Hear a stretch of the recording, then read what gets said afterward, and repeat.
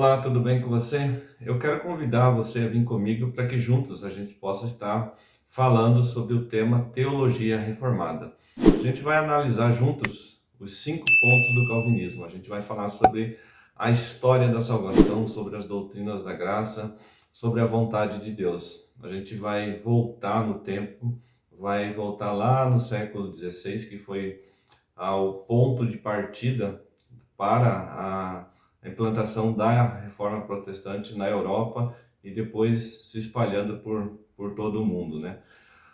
Era um tempo diferente e a gente sempre tem que destacar que todo homem é escravo do seu tempo. Então, muitas das coisas que aconteceram, que foram feitas naquela época, talvez a gente muitas vezes se assusta, né? E fala, como que pôde? Como que aconteceu? Mas a gente tem que entender sempre o contexto, né? O contexto daquela época é diferente do nosso contexto hoje.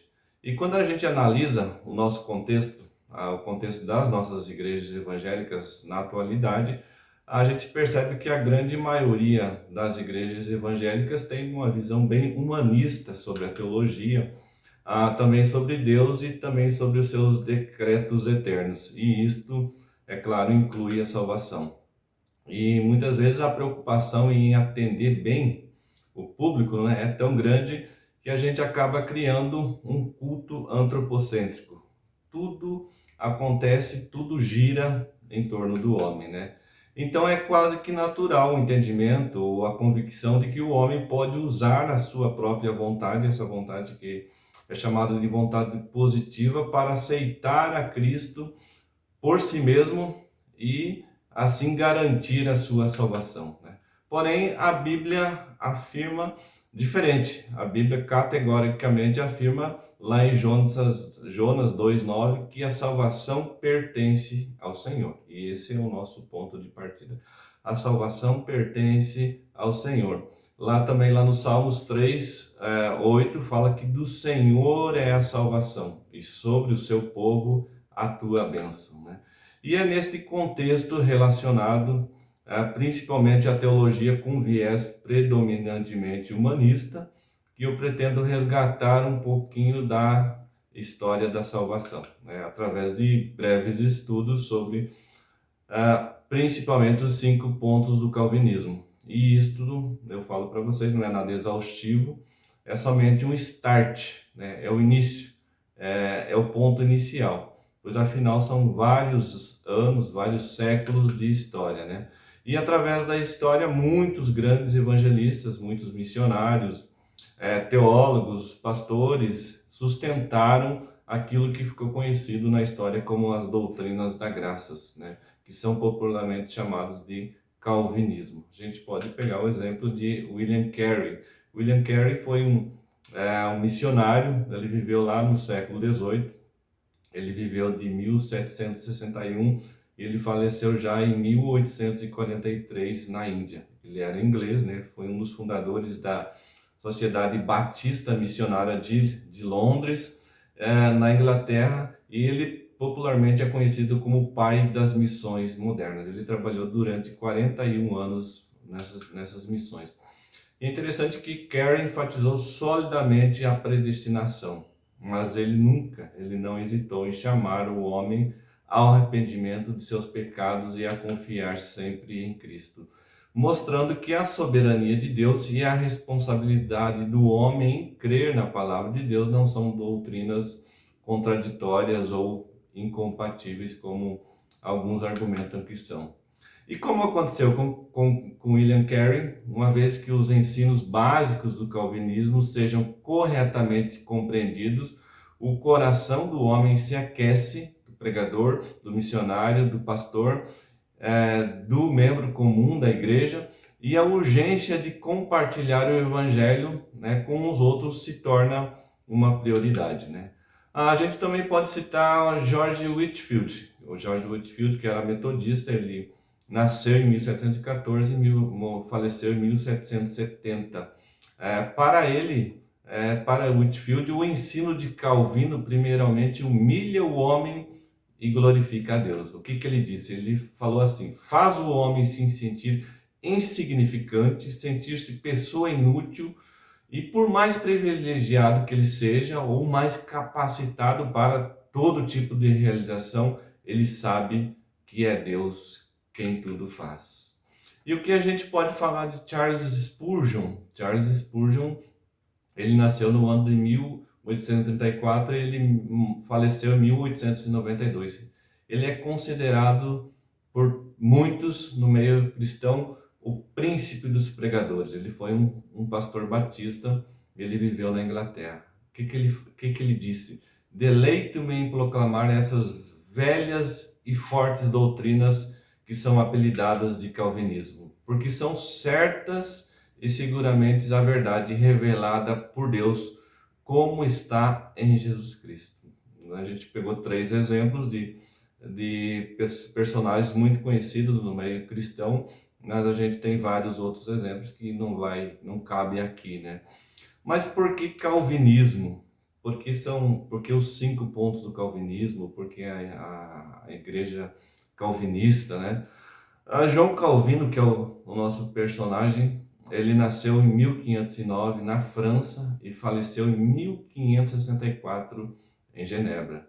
Ele foi um teólogo, ele foi pastor, ele foi um pregador, ele foi professor e ele foi um escritor francês. Ele viveu além do seu tempo.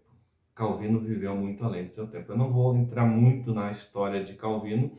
Se vocês quiserem uma boa dica de leitura, eu posso passar para vocês aqui, ó, esse livro que é muito bom. O nome dele, João Calvino Era Assim. Vai aparecer na tela para vocês. Eu posso também indicar esse aqui, A Vida de João Calvino. É um pouquinho grosso, mas ele é muito, muito gostoso de você ler. Eu posso também indicar esse aqui do Abraham Kuyper, Calvinismo. São livros muito bons. A literatura sobre Calvino ela é muito ampla hoje no nosso meio e a gente tem muito acesso a vários livros de Calvino. Calvino talvez seja uma das figuras que mais se destacou no período da Reforma Protestante. Ele, juntamente com Martinho Lutero, na Alemanha, talvez sejam as forças mais influentes da Reforma Protestante. Calvino produziu uma intensa literatura, com destaque para seus vários comentários da Bíblia e as suas Institutas da Religião Cristã, que são 4 livros que ainda exercem muita influência na igreja cristã em todo o mundo. A minha está aqui atrás, perto do leão ali, as minhas Institutas, né? E é interessante que as igrejas que herdaram os ensinos de Calvino são designadas igrejas reformadas, em contraste com outros segmentos da reforma, como os luteranos e os anglicanos na Inglaterra, os luteranos principalmente na Alemanha. Mas também dentro do ramo evangélico, algumas igrejas batistas, metodistas, que resultaram dessa corrente reformada, também estimam muito essas doutrinas reformadas que são centrais, vamos falar assim, quando a gente fala de reforma protestante e de cristandade ocidental. Aí vem o segundo ponto, né, que a gente vai falar, que é sobre a controvérsia arminiana. A gente vai falar sobre Armínio e sobre os remonstrantes. A controvérsia entre arminianismo e calvinismo ela surgiu na Holanda, lá no início dos séculos do ano de 1600. O fundador desse grupo arminianos foi Jacob Arminius. Arminius nasceu em 1560 e ele faleceu em 1609 na Holanda, né? Ele é posterior a Calvino e ele estudou em Genebra sob o ministério de Teodoro Beza, que foi o sucessor de Calvino. E ele estudou na Suíça, ele volta para a Holanda, ele se torna professor de teologia na Universidade de Leiden, na Holanda, isso em 1603. Só com ponto de destaque aqui, é importante lembrar que em torno de lá por os anos de 1580, a religião reformada se tornou a única religião reconhecida pelas autoridades civis na Holanda. Embora as outras religiões também fossem toleradas. O Estado holandês ele praticamente se tornou reformado. E com isso, muitas autoridades civis eram membros da igreja. E eles tinham um papel muito importante, às vezes, nas tomadas de decisões que influenciavam todo o país. Tinha o lado positivo, mas tinha o lado também, vamos falar assim, negativo, que muito dessas pessoas que eram influentes no governo, às vezes queriam mandar na igreja, né? E é interessante que logo em 1604, Arminius, que era professor na universidade, ele apresentou uma tese sobre a predestinação e sobre a eleição divina, né? Ele afirmava que o decreto de Deus é baseado única e exclusivamente na presciência de Deus, e assim também a salvação do homem. Quando a gente fala em presciência de Deus, a gente tem que entender como conhecimento prévio que Deus tem de todas as coisas, baseado na sua relação causativa com todas elas, né?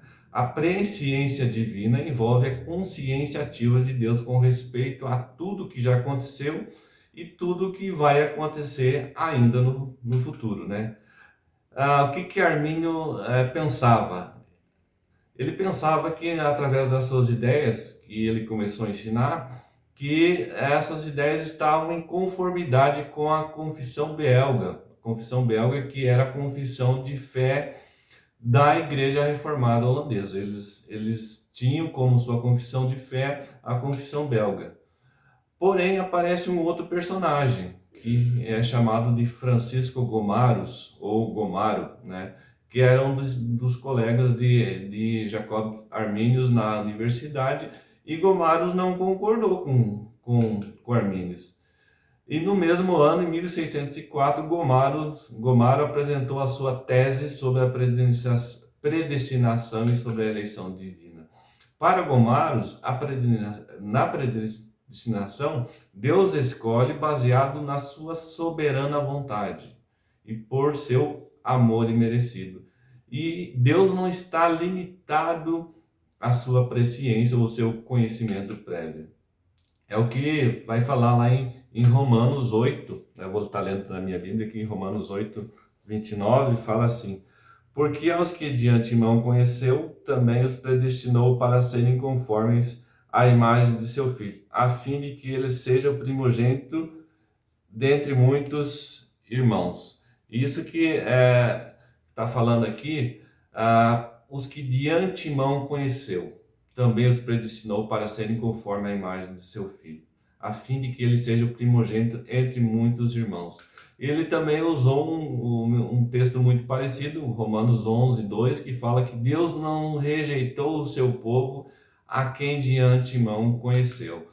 E a gente também pode pegar lá em Efésios 1, 5, que fala que aos que predestinou, para ele, para a adoção de filhos, por meio de Jesus Cristo, segundo o beneplácito da sua vontade. A predestinação para Gomarus, seguindo o ensino de Calvino, seguindo a confissão belga, era segundo o beneplácito da vontade de Deus, ou segundo a boa vontade de Deus. Não estava limitado à presciência de Deus, ao conhecimento prévio de Deus. A gente vai entrar mais a fundo nesse tema mais para frente. Era uma controvérsia confessional dentro da igreja, pois envolvia a confissão belga. A confissão belga eu tenho ela aqui, e o catecismo de Heidelberg, que eram os símbolos de fé da Igreja Reformada da Holanda. A confissão belga ela é uma confissão muito antiga, ela é de 1561. E o catecismo de Heidelberg é de 1563. Apesar de ser uma controvérsia confessional, ela alcançou a nação toda, e toda a nação holandesa dos Países Baixos ficou dividida. E é interessante que, apesar de Arminius pensar que ele estava ensinando de acordo com a confissão belga, Gomarus falou: não, você está errado. E aqui no capítulo 14 da confissão, falando sobre a criação do homem, sua queda e sua incapacidade de fazer o bem, Fala assim: por isso rejeitamos todo ensino contrário sobre o livre-arbítrio do homem, porque o homem somente é escravo do pecado, e conforme João 3,27, não pode receber coisa alguma se do céu não lhe foi dada. E aqui no finalzinho da página fala assim: em resumo, quem apresentará um pensamento sequer admitindo que não somos capazes de pensar alguma coisa como se partisse de nós? Mas, segundo lá em 2 Coríntios 3:5, a nossa suficiência vem de Deus. Então, a Gomarus mostra para Arminius que ele não estava ensinando conforme a Igreja Reformada cria, usando a Confissão Belga, nem o Catecismo de Heidelberg. Então, ele estava ensinando o contrário àquilo que a Igreja Reformada cria e ensinava. Então, aí começa a controvérsia. E alguns anos depois, com a morte de Armínio, já em 1609, um grupo ligado a ele, que era liderado por Johannes Utenbogaret, se não me engano é essa a tradução, que era o pregador da corte, e um companheiro de universidade dele, chamado Simon Epicopus, publicou já em 1610 um manifesto chamado Remonstrância. Vai aparecer na tela para os irmãos, com 5 artigos. Remonstrância. Remonstrância, na realidade, o que é a remonstrância? Remonstrância é uma expressão em latim que significa de seu próprio gênero, ou o único de sua espécie. Ele indica algo que é particular, que é peculiar, que é único. Se a gente pegar numa tradução simples, significa protesto, né? Eles fizeram esse protesto contra esse ensino que era um ensino oficial da Igreja Reformada da Holanda. Os teólogos gomaristas reagiram e eles também publicaram um documento chamado Contra-Remonstrância. Originalmente esse documento ele tinha 7 artigos, né? A divisão do país era cada vez maior, não tinha acordo. Essa conferência teve lugar em Haia, na cidade de Haia, na Holanda, em 1611, mas ela não chegou a nenhum acordo. Eles até tentaram fazer mais uma conferência, eles fizeram essa conferência em 1613, na cidade de Delft. Ela é muito parecida com a outra, a conferência de Haia, mas também não teve acordo. Eles não chegaram a nenhuma conclusão, nenhum dos lados queria ceder ao outro. A salvação de tudo ocorreu em 1617, não sei se eu posso falar salvação, mas é uma solução. Em 1617 teve um passo decisivo, quando o atual príncipe holandês chamado Maurício de Orange, que era o conde de Nassau, e toda a sua corte, eles passaram a frequentar o culto numa igreja gomarista. Eles foram para a igreja, né? Frequentar o culto numa igreja gomarista. Então eles definiram o seu lado. Em resumo, o príncipe de Nassau desarmou as tropas dos magistrados arminianos, que era muito grande já nesse tempo. E o que ele fez? Ele depôs várias autoridades armenianas e em outubro de 1617 os Estados Gerais dos Países Baixos decidiram convocar um sínodo nacional. O que é um sínodo? Sínodo dentro da Igreja Reformada, dentro da estrutura reformada, é uma assembleia de pastores e de presbíteros representantes de várias igrejas locais, né? A resposta oficial calvinista veio através do Sínodo de Dort. Esse Sínodo de Dort ele demorou vários meses. Ele foi realizado de 13 de novembro de 1608 a 9 de maio de 1609 para considerar aqueles 5 artigos dos remonstrantes. A palavra Dort ou Dordrecht é uma cidade na Holanda que fica próxima a Roterdã. Na época do sínodo de Dort, ela era uma das principais cidades da Holanda, né? O Sínodo escreveu o que se tornou conhecido até hoje para nós como os cânones de Dort. Esses cânones de Dort, eu tenho esse aqui, os cânones de Dort, eu até sugiro que vocês tenham um também, que ele é muito interessante, muito bom para você ler. Nesse cânone ficou registrado, ficou afirmado os 5 pontos do calvinismo em resposta aos 5 artigos dos remonstrantes arminianos, ou o protesto que eles fizeram. Esses 5 pontos estão no âmago da teologia bíblica. A nossa posição sobre eles, sobre o entendimento que a gente tem sobre esses 5 pontos, ele afeta profundamente o nosso ponto de vista sobre Deus, sobre o homem, sobre a salvação, sobre a expiação, sobre a regeneração, sobre a segurança na salvação. Ele influencia também sobre adoração e sobre missões. Em algum momento da história, acho que ninguém muito sabe ao certo quando ou como, os 5 pontos foram resumidos num acrônimo, em inglês, chamado TULIP. Eu também tenho um livro aqui, TULIP, que fala os 5 pontos do calvinismo. É muito bom esse livro, é do Duane Spencer. Até recomendo para vocês, ele já é um livro bem antigo, mas ele é muito bom, né? Resumindo, os 5 pontos. Primeiro ponto, depravação total. Segundo ponto, eleição incondicional. O terceiro ponto fala da expiação limitada. O quarto ponto vai falar da graça irresistível.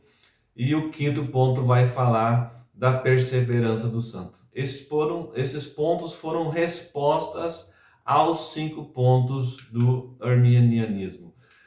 Mas quais são os 5 pontos do arminianismo? O que os remonstrantes apresentaram para a Igreja Reformada da Holanda, que causou tanta polêmica, que causou tanta divisão, tanta confusão naquele tempo? O primeiro ponto falava da livre vontade. O primeiro ponto do arminianismo sustenta que o homem é dotado de vontade livre para escolher ou a palavra de Deus ou ficar com Satanás.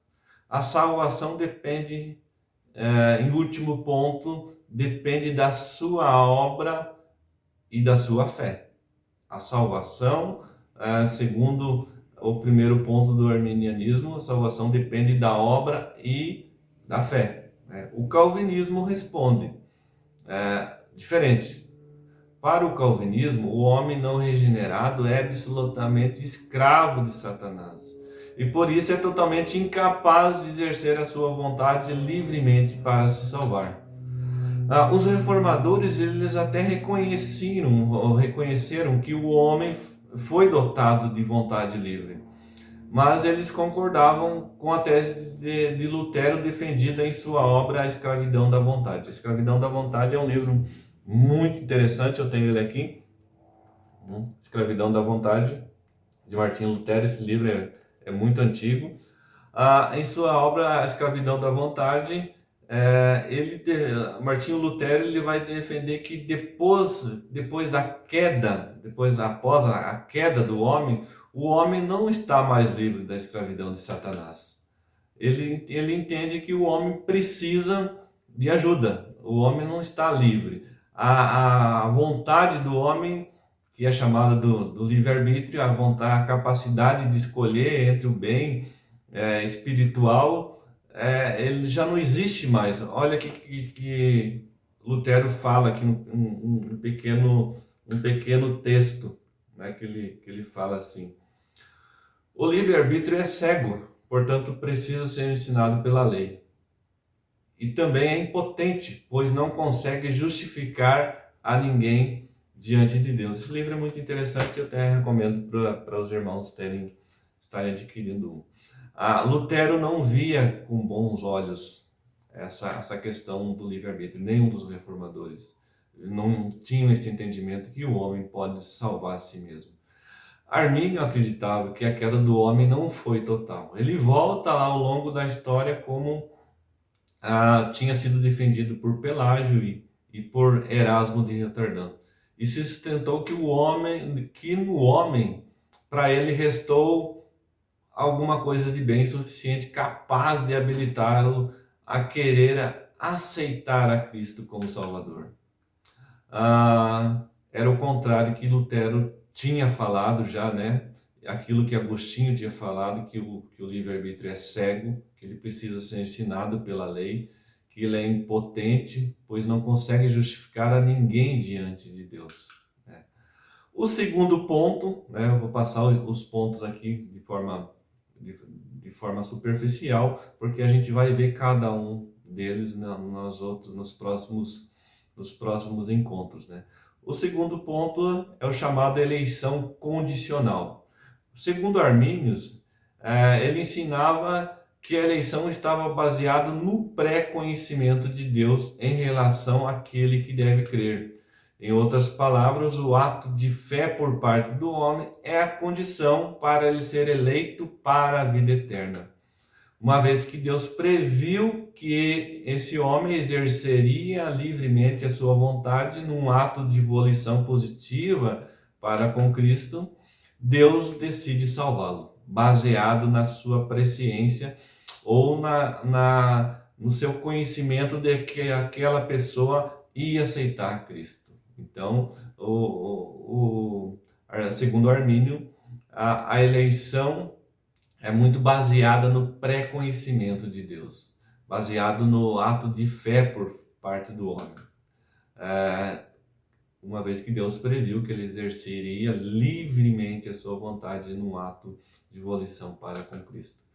Os calvinistas responderam como? Os calvinistas sustentaram que o pré-conhecimento de Deus está baseado no propósito ou plano de Deus, de modo que a eleição não está baseada em qualquer condição ou no homem, mas resulta da livre vontade do Criador. Então, os calvinistas sustentaram diferente. Não, Deus é presciente, mas a eleição não está baseada na presciência de Deus, está baseado no propósito, no plano soberano de Deus, não naquela resposta positiva que que Deus viu que o homem teria lá no futuro.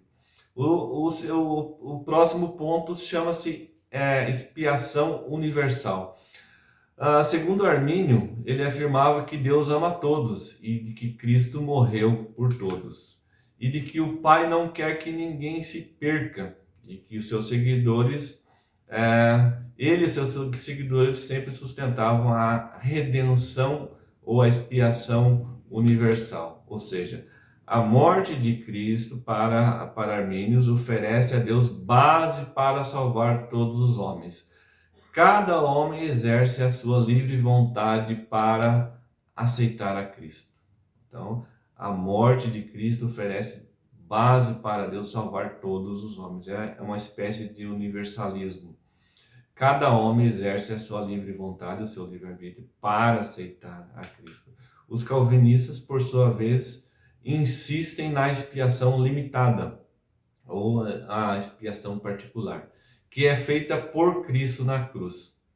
Cristo morreu para salvar determinadas pessoas que lhe foram dadas pelo Pai desde toda a eternidade. Então, os calvinistas sustentam, eles responderam a essa expiação ilimitada de Armínios com a expiação limitada, baseada em Cristo, baseada na obra de Cristo, que morreu para salvar a sua igreja, aqueles que o Pai lhe tinha dado desde toda a eternidade.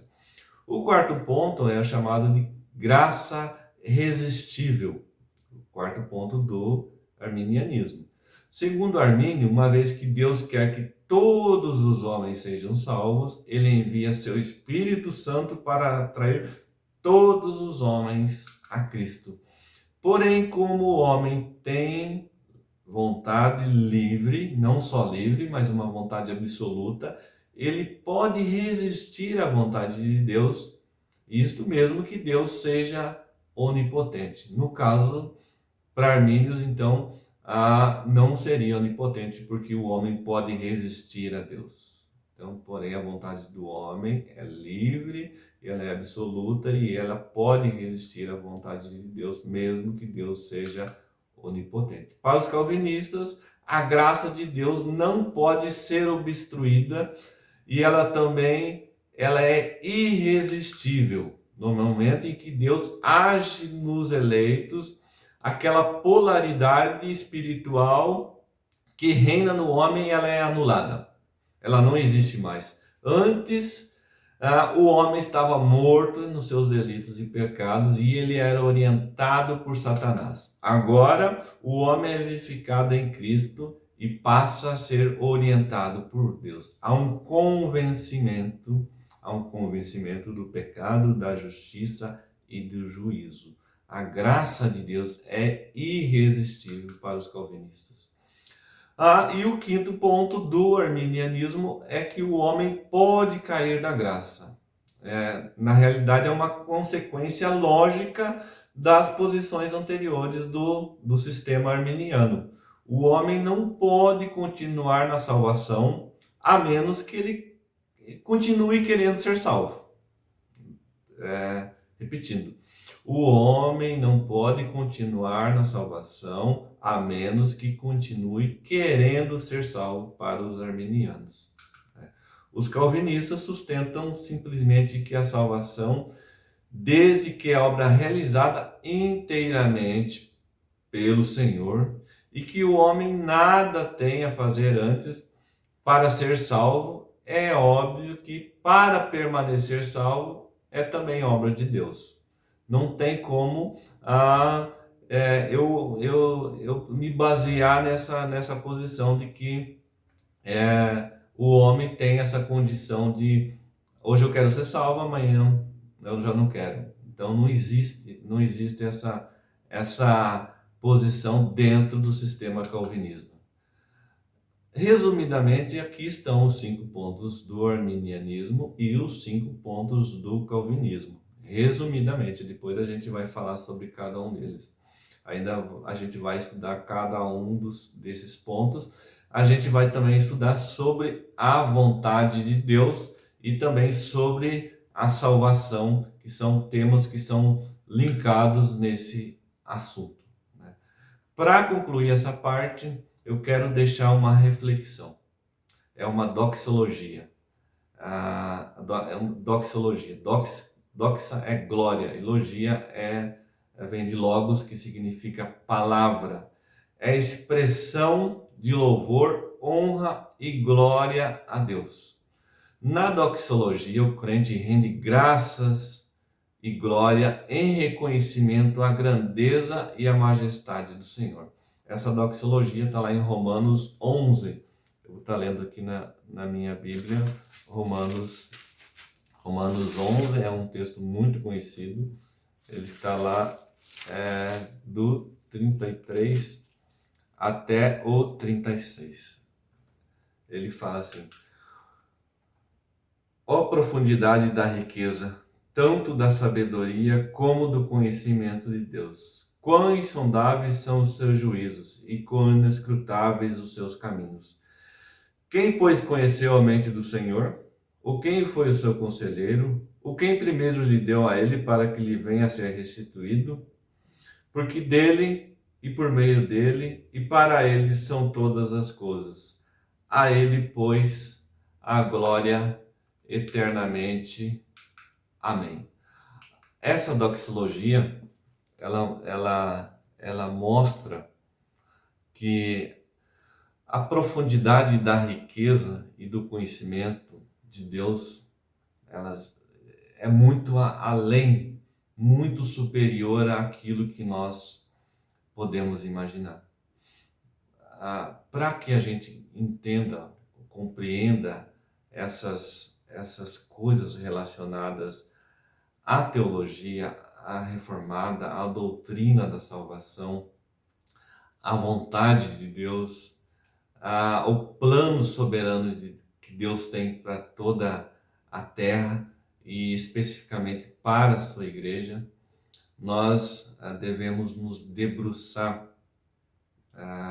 e estudar e buscar a sabedoria do alto. Como eu falei, o nosso viés predominante nas igrejas cristãs ou evangélicas hoje ele é totalmente antropocêntrico. Ele é focado no homem. O homem é o centro. Mas a teologia reformada não. Ela vai destacar a soberania de Deus. Ela vai destacar a teocentricidade. Ou seja, Deus é o centro. Deus.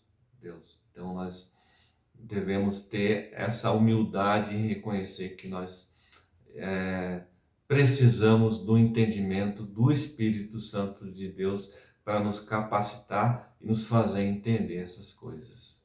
São doutrinas maravilhosas, são doutrinas que transformam vidas, são doutrinas que nos enchem da presença do Senhor. Essa doutrina, ela nos coloca no nosso lugar, ela nos insere na nossa pequenez diante do Criador. Nós nunca vamos entender todas as coisas relacionadas ao nosso Deus, mas nós devemos confiar que a vontade, que os planos de Deus são os melhores. No nosso próximo encontro, nós vamos falar um pouquinho mais sobre a vontade de Deus. Nós vamos fazer uma certa distinção sobre o que a teologia fala sobre a vontade de Deus. É claro que não é nada exaustivo, não é nada tão profundo como talvez poderia ser também pelas nossas limitações, mas eu creio que já abre um leque para a gente poder estar estudando e conhecendo mais da nossa doutrina reformada, daquilo que nós crentes reformados cremos e tem sido sustentado ao longo de todos esses anos e séculos por pessoas piedosas, por pessoas que se dedicaram a divulgar e a trabalhar essas doutrinas e esses ensinos. Que Deus nos abençoe, que Deus nos guarde, que Deus nos fortaleça, nos encoraje a cada dia a segui-lo, a honrá-lo, a amá-lo e sermos cristãos dedicados ao anúncio do Evangelho e à proclamação do reino de Deus nessa terra. Tudo isso eu já oro e já peço e já agradeço, porque sei que as misericórdias do Senhor se renovam a cada manhã. Que Deus nos abençoe. Amém.